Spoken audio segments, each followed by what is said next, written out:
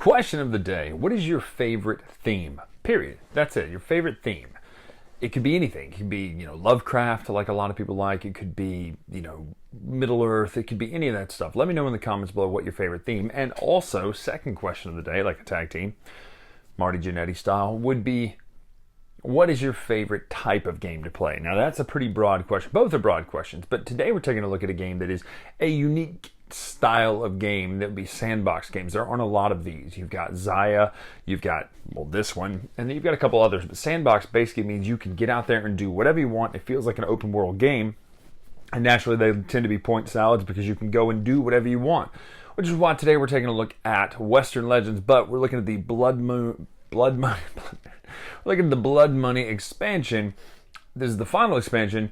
And we've already covered, you've already seen the how to play and all that in the original video, then you've seen Ante-Up. Now we're going to cover what comes in Blood Money and talk about if this is an expansion that you need or if it's something you can skip. Let's take a look right now.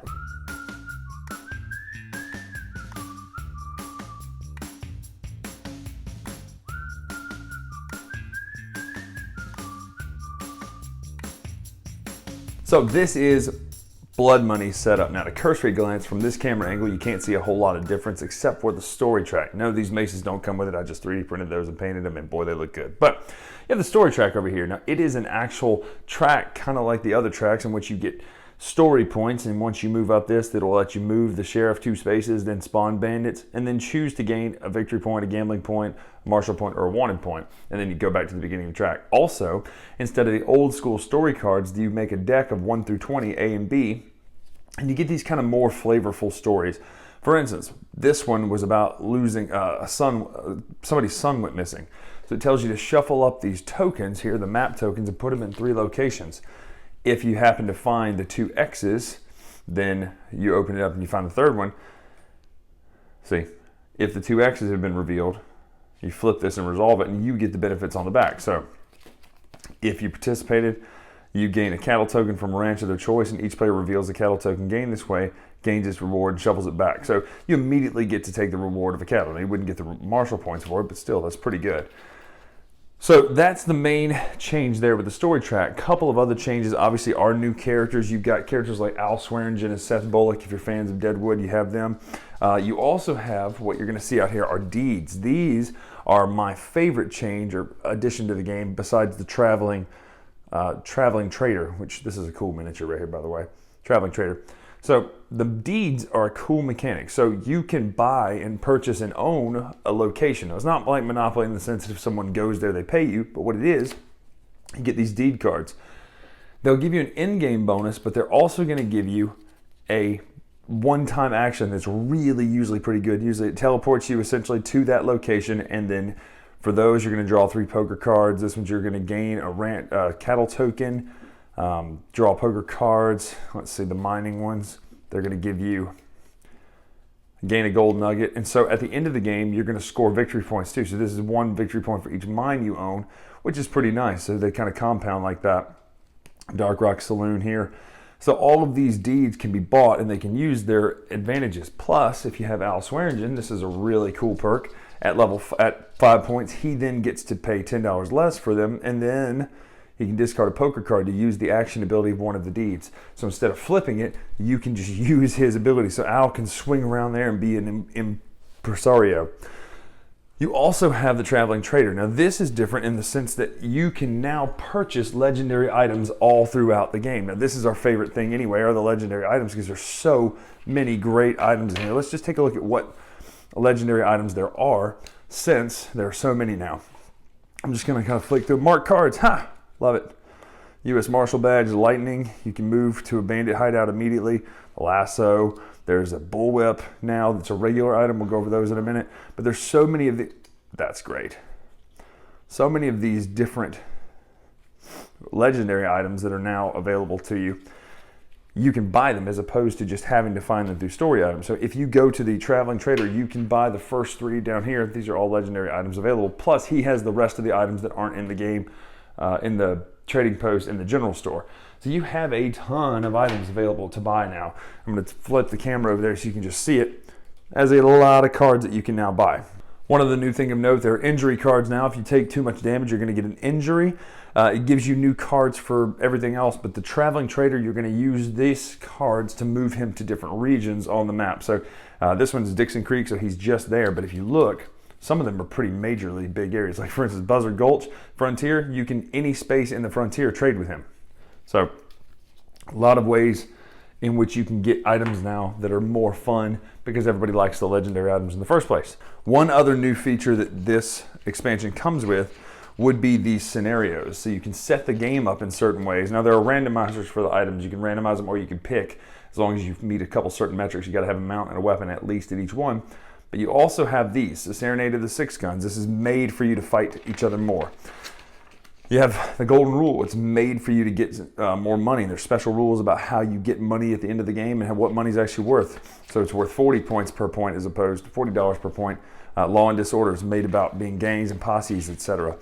Risky business. So there's scenarios here, and this one's a cool one. Who runs Border Town? You take the other map, the one, now I have the mat, but the cardboard, and you lay it across the main area here. So instead of playing with the sideboard over there, you're playing with the main area here, and then you're putting it right across the map. So you're shutting off the old map and you're playing with the new map sideways. So it kind of changes the main game, tightens it up so where you're not having to run all the way across there.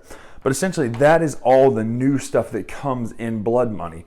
It's a massive game now. There's so much you can do. It is utterly, utterly immersive between the deeds and the stories now, and then the Traveling Trader. There's so many ways to get points. It is a true sandbox game, but that is what comes in Western Legends Blood Money.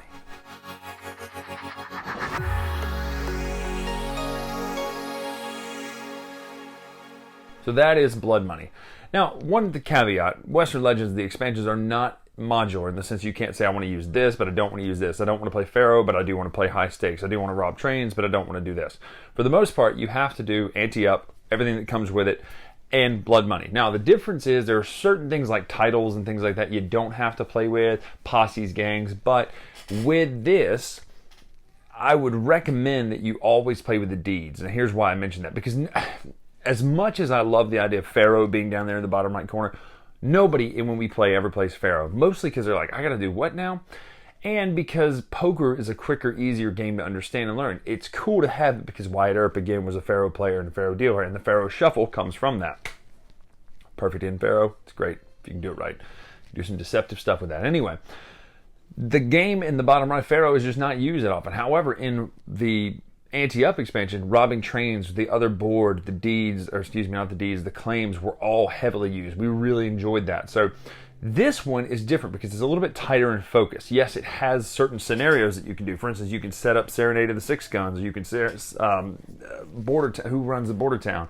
You can set these different scenarios up and play a game geared to more what you want to do. If you want to have a more fighting type game, play Six Guns, or play the other one with the duels between outlaws and marshals. Then there's the ones that are all about economics and building a town and all that sort of stuff and being the best money manager. Those things are cool that it allows you to do that. But my favorite expansions are part of this expansion are the Traveling Trader and the deeds. The deeds to me are something that it seems so small and insignificant, but it elevates the game in such a way because you can swing a game with your deeds. And it's only, $80-90 for a deed, which is a lot of money, but it gives you the power that you get to use once, and then it gives you in-game points. And to me, I would never play without these, even though it's not, actually these are modular. You don't have to play with the deeds. I would never not play with these. These are fantastic. Such a simple little addition. You lay them out there, and then you get the powers once you choose to use it once, and then you get the in-game scoring. I absolutely love it. This is one of those tweaks that's just perfect. Traveling Trades in the same way. I love the fact that you can get legendary items without hoping to get one a game revealed in the story deck. So to me, that's the fun part anyways, all those legendary items and seeing what they are and getting to use them. It does still limit you because you can only buy one of 3 at a time, but you can buy as many as you want, and I love them. I think they're fantastic. They're some of the best flavor in the game. So having this available is really, really cool. Not to mention the fact that the trader moves all over the place, and he's got other items too. And so if you're stuck in the middle of the frontier, you're like, man, I really need to get to town, but I can't, and he just happens to be in the area, it's so much easier to buy from him. So I'm a really, really huge fan of this. I think This is kind of what you would call a small box expansion in my mind. This is a really good small box expansion. I think it's just absolutely, what it adds to the game is perfect. It really, really, really, really accomplishes what it wants to accomplish and does it so well. And if you were to just play with Blood Money and the original, you'd be fine too. I like the story cards and all that sort of stuff. Now granted, there are certain things where you really kind of need the other one to play with, but I'm never not playing Ante-Up either. But when it all comes down to it, to me, this is it's a tighter expansion, I should say. Whereas Ante-Up had a lot of great content that really made it feel like you were playing Red Dead, the board game. And that just, to me, is phenomenal. It just felt a little bit like it was kind of wobbly. If you got up to speed going with it, you're like, well, I want to do this, and now this event happens. It's like, oh, okay, I can see the machinery a little bit under the cover. But with this one, it's really streamlined. It's very, very smooth, like a Shelby Cobra out there, just smooth, sleek, or a GT40. Just a smooth expansion. So, of the two expansions, which one is better made, in my opinion, is this one. Which one is more exciting? If you say, okay, I'm only going to buy one right now, which one's more exciting? It's definitely Ante-Up, because the robbing the trains, the event tokens, and all that sort of stuff. I do recommend playing all three together. I think you just get the best of both worlds, because you have the tradesmen who will go between Dark Rock, Ruby Falls, and the Gulch place over there. So I really recommend it. If you're a fan of Western Legends, 100% instant buy. If you're not a fan of Western Legends, this actually could move the needle some, because it tightens it and stretches it and makes it where somebody can't just run away with the gold strategy, because you now have ways to mitigate and get points. For instance, the game we played last night, the guy ended the game, he thought he was going to win. This is James, the one from the Twilight Imperium story, love it. James thought he was going to win, and he ended up winning in a tie, fourth level tiebreaker between him and Carla, but Carla made up 23 points in in-game, whereas you could not do that before. She made up a ton of in-game points, and those are things like the legendary tokens and things like that. So this has been a long final thoughts, but I highly recommend this. I love Western Legends. It is my #1 game of all time still. You've seen it on my top 100 list. This is a just perfect way to finish off and let it ride into the sunset. Wow, I didn't plan that line. It worked out perfect. So I'm Bryan Drake here on the Dice Tower. Go get Ante-Up. Go get Blood Money. Great games, great characters, a lot of additions, a lot of stuff, but really smooth this time around. So I'm Bryan Drake. Make sure to follow me on Twitter, Instagram, etc. at Dice Tower Bryan. Until next time, we'll see you.